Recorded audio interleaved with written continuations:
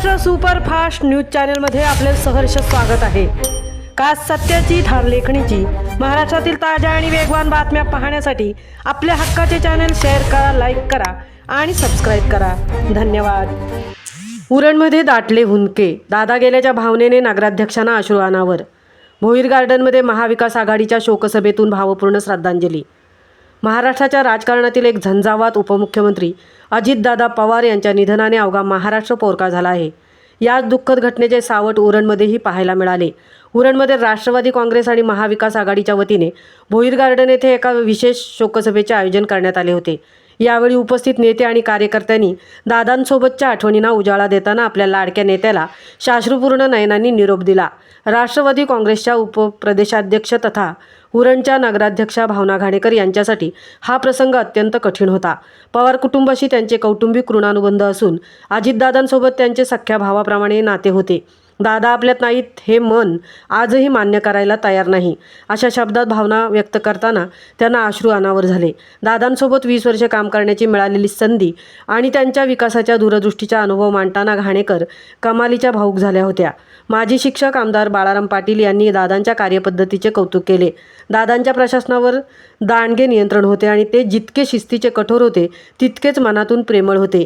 दादांनी एखाद्या कामाचे निवेदन हातात घेतले याची दखल घेतली गेली नाही असे कधीच घडले नाही, असे उद्गार माजी शिक्षक आमदार बाळाराम पाटील यांनी काढले। माजी आमदार मनोहर शेठ भोईर यांनी श्रद्धांजली वाहताना सांगितले की दादांच्या जाण्याने एक महाराष्ट्राचा एक हवाहवासा आणि विकासाचा भक्कम आधार निखळला आहे।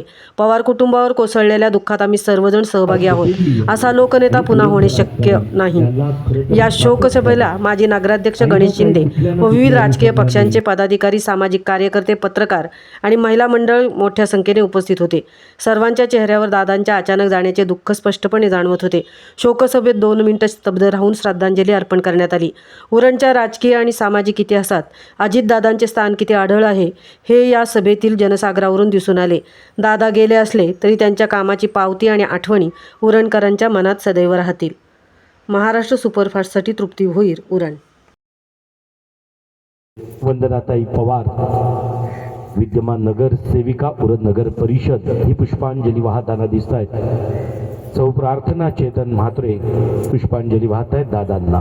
स्त्रियांच्यासाठी केलेलं उत्तम कार्य, स्त्री सक्षमीकरणासाठी, आणि म्हणूनच पवार साहेबांनी 50% स्थानिक स्वराज्य संस्थेत आरक्षणासाठी असणार, म्हणून प्रत्येक स्त्रीला दादांचंही सुद्धा, तदनंतर गणेशजी शिंदे एकविरा समूहातून, तदनंतर माजी नगराध्यक्ष उरण नगरपालिका, विद्यमान नगरसेवक अतुल ठाकूर,